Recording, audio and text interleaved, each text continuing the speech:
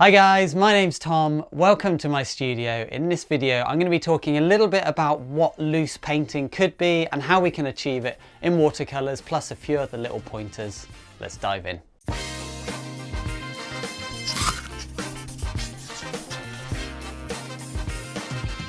Okay, so you hear a lot of people talking about maybe wanting to paint more loosely or loosen up their painting. What exactly does this mean? Well, for me, I think it's this idea of being more painterly.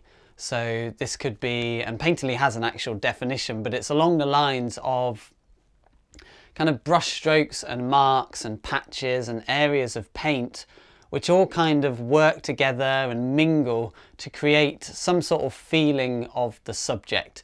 So this would be different from kind of going into an area and exactly and perfectly rendering it to look like the subject in a kind of more photorealistic way. It might be that you try and represent things slightly more impressionistically, or you use your brush strokes and your marks to give the illusion or the impression of the subject. For me, that's what kind of loose painting is, rather than going in and tightly representing something.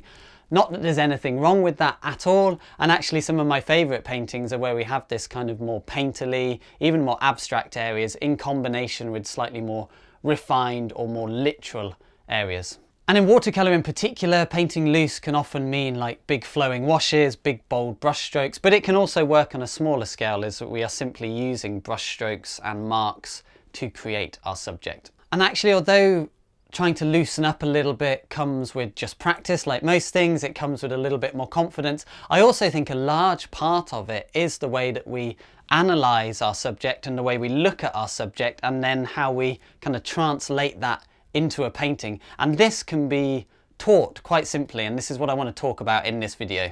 So the thing that I want to talk about in order to help us achieve kind of paintings that work well, but also have that painterly, slightly more loose feeling, and paintings where we can really throw the paint around, throw the pigment around, have a lot of fun with it, but then have something to fall back on, which is going to kind of anchor the piece and make it work. The key to this for me is looking for big, simple shapes.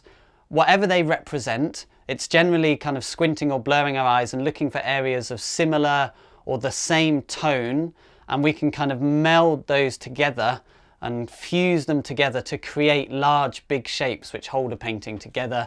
And often I'm looking for one big dominant shape within the painting that's very recognizable, maybe a couple of smaller medium shapes, and then if we have these large and medium shapes kind of building the foundation of the painting, this then allows us and affords us space to play around with the paint and be a little bit looser throughout the painting. And then we can paint kind of loosely within these larger shapes, as long as they do hold together from a kind of tonal point of view. We can let the paint run, we can splatter, we can do all sorts of interesting effects.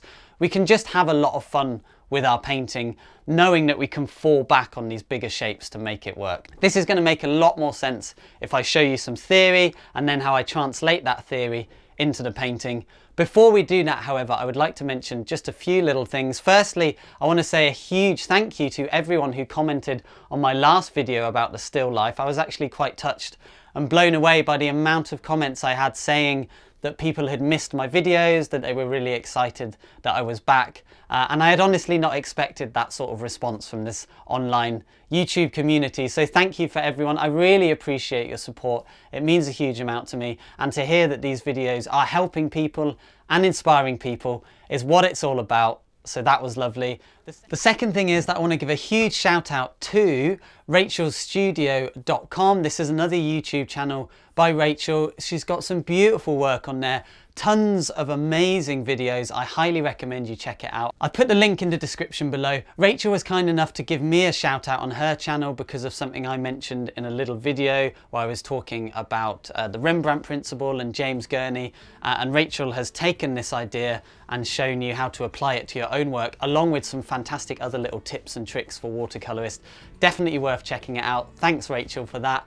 That's it, guys. Let's dive into the theory and then into the painting. Alright guys, so what I wanted to talk about here is the power of looking for basically one big shape that kind of holds the painting together or anchors the painting.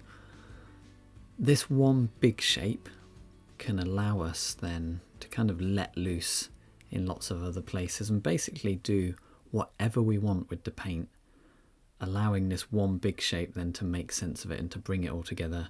And this one big shape then allows us to explore a few smaller shapes and a few details in places without the whole thing looking messy and falling apart. So what exactly do I mean by that? We can apply this big shape principle to any subject, and I'm going to look at how it applies to more complex subjects in future videos. But in this particular one, what I'm looking for is a big shadow shape in this case, which holds the thing together. And actually by using the big shadow shape, it kind of automatically gives us large light areas as well. So what I mean by this is, if I squint or blur my eyes, what I can see is that there is a shadow shape that runs, let's just get the outline here, basically a shadow shape that all of this is in shadow, even down here is kind of in shadow with a bit of white on it, but that's kind of one big shadow shape. It runs all the way here, and it kind of roughly runs under there and through here, and all of the underside of the wing is basically in shadow, and even some of the points of there don't have to be exact. It's just a principle and a way of thinking about our subject. All that underside of the wing, all into here, and all down there.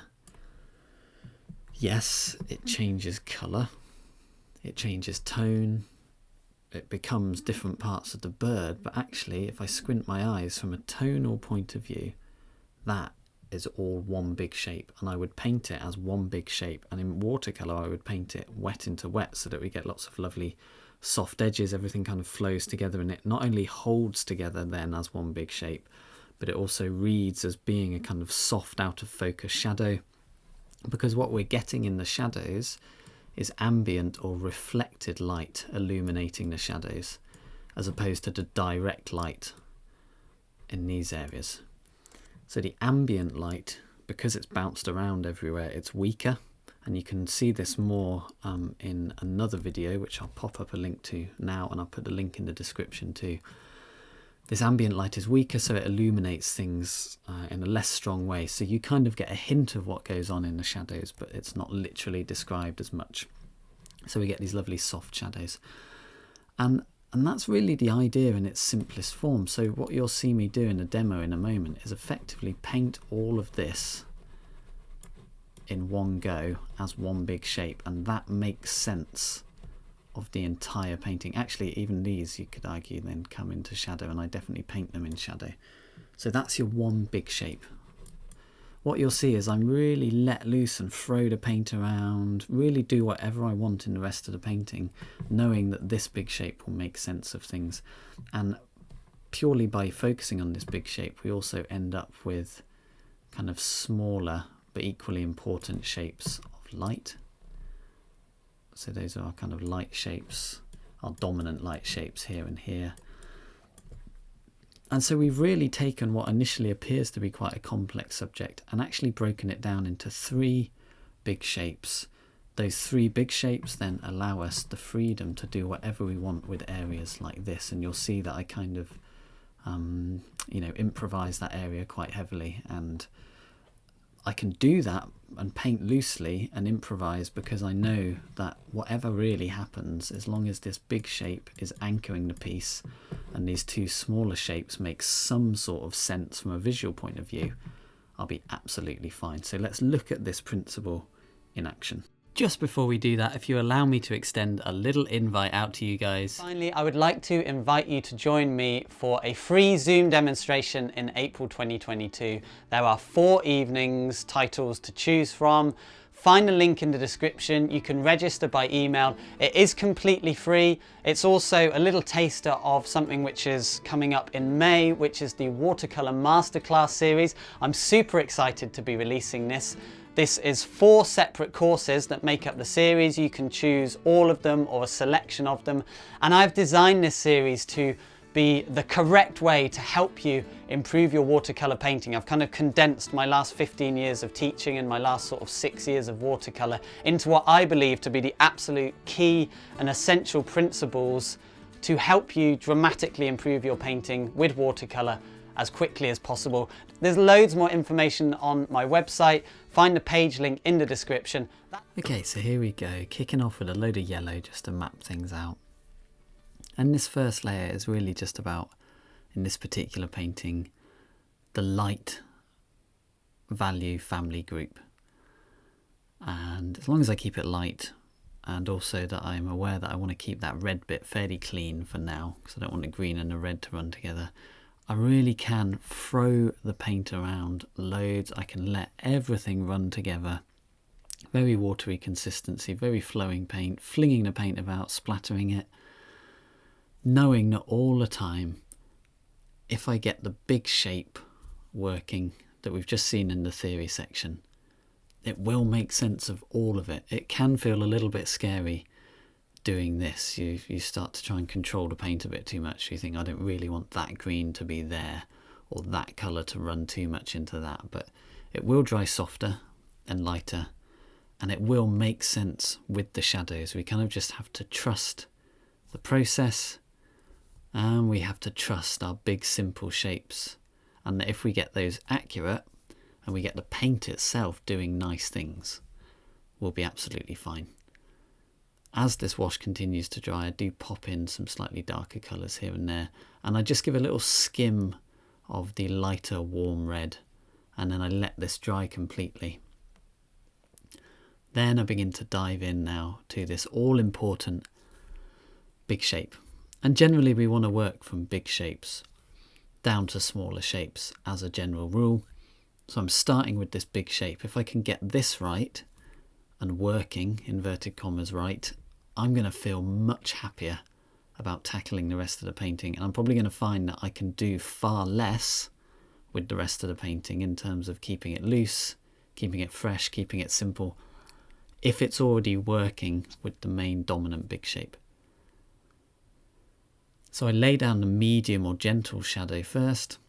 I work in a few darker spots with slightly more concentrated mixture. And whilst that green is still kind of damp, I come in with my darker, creamier consistency mixture of the red, which will paint the shadow. And I let the green and the red just kind of touch each other whilst they're damp, just so they run together. We get that softness and we get that kind of unified shadow feeling. And now that I have this lovely kind of damp wash, now I can begin to work into it and load it with slightly darker colours, try and encourage the green or the blue to run a little bit more into the red and that sort of thing. And now that that's all working as one big shape with a little bit of colour variation and some tonal variation, I can begin to continue what I would consider the same shape but coming into the underside of the wing, loading that with a simple wash. And then once I'm happy with it, then I start to load it with that darker pigment and kind of commit to the shadows a little bit more. And the way that the light interacts with the shadow is important. I haven't just painted a sharp edge between light and shadow everywhere. Sometimes it's a sharp edge, sometimes it's a softer edge. That's a subject and a topic for another video. But ultimately, if I squint my eyes, I can see that that big shape is there, running under the chin, under the neck, into the underside and the belly of the bird, and then up into the underside of the wing. I then use a little bit of a darker colour in the background to help trap the light on that kind of secondary light shape, which we saw in the theory is important. I only need to describe it a little bit, I don't need to describe it exactly. And I also let a bit of the wing colour flow into the background, so we get a kind of lost edge between object and background. I have another video on this subject as well, this principle of how we integrate our objects into our background. And now this, for me, is basically a working painting, and I just have to now commit to the smaller shapes, i.e. the details on top of this. This one large big shape is very simple, it does the job, and then it gives me the freedom to really play around with the area, like the background wing, which I've painted in a very kind of loose, splattery way, and really just let the paint do its thing. And then very finally, a couple of little details in and around the eye, because that feels like it's going to be the focal point, so we can get away with a little bit more detail there. And again, that big simple shape gives me the freedom to explore a little bit of complexity and a little bit of detail everywhere, knowing that the painting will still hold together well and will still work from a tonal point of view. Also knowing that if we get the tonal values right, we can actually do whatever we want with the colours. So let's have one little last analysis of my actual painting compared to the theory, and that's it. Alright guys, I'm not going to harp on about big shapes for too much longer. I'm sure you get the idea by now, but let's just have a look at this in relation to the theory. So, got this nice big shape here. You won't see the grey, but I'm going to use the grey because it will be a bit more obvious. Even the underside of the beak and even that little shadow on the beak there, grey. Let's come around the outside edge here. It's just very simple for the feet. Really simple. All of that actually comes into shadow, comes under here. In some places we've got this kind of, I've made it a slightly softer transition between light and shadow, but there's still kind of, if I squint, that transition there. And then we've got this lovely transition of light and shadow here, sometimes soft, sometimes hard edged. Here the bird kind of bleeds into the background a bit there. I wanted that to kind of integrate it into the background a little bit. I've got another video which I've put a link to in the descriptions talking a bit more about the interaction between your object and the background. That's a really interesting and important principle, especially when we're painting wildlife and birds and figures and that sort of thing. We kind of want to integrate them into their background. So let's very quickly just kind of solidify this so we can see that shape in action. Yes, we've got all of this lovely variation of colour and tone, but I've kept my tones quite tight, quite close together. I start with the gentle or medium shadow in any given area or colour, and then as that dries I drop into my deeper and darker shadows, and in here it just lets all of the paint do its thing. And this really is the key: get those big shapes working, get the tonal values quite tight, and it allows you to just throw the paint around, allows you to let the paint do its thing, let it run together, use whatever colours you like. There's your big shadow shape that makes sense of that bird. If we then very quickly look for the light shapes as well, just so that we can see that they are prominent, we've got that lovely light shape here, and although it's a completely different colour, it is still the same light shape. That's how I'm kind of visualising it. There's your light shape. And it's nothing, well, it's not exactly like the photo, but we have this lovely light shape here. So there we have it. We have our one big shape that really anchors everything, our two kind of medium-sized shapes, I guess we'd call them, which happen to be light in this case. Then, as I said, it allows me the freedom in this area to just let loose and do whatever I want with the paint. And it also allows me the freedom here to just let loose and do whatever I want with the paint. And very finally, because these big shapes are working, making the piece work from a tonal point of view, allowing me to do whatever I want with the colour and the brush strokes, just a little bit of detail in one or two spots, a few little extra kicks of detail of just little marks here and there, a little bit of using my fingernail actually to pull out a few little marks here to help exaggerate the feeling of movement in the wing. I can do all of that stuff because that one big shape is what is holding the piece together and making it work. So there we go. I hope you enjoyed that, guys. I hope you got something out of it. As you can see, you can join me for a free painting demo. There's 4 titles and dates to choose from. This is 2022, and if you are watching this later on in the year or way further down the line, it may still be worth checking out the link in the description for my website, as I've got loads of this sort of thing ongoing. Do feel free to give me a subscribe if you like these videos, loads more to come. Likes, thumbs ups and comments always help me out. And until next time, happy living, happy painting, and I will catch you soon.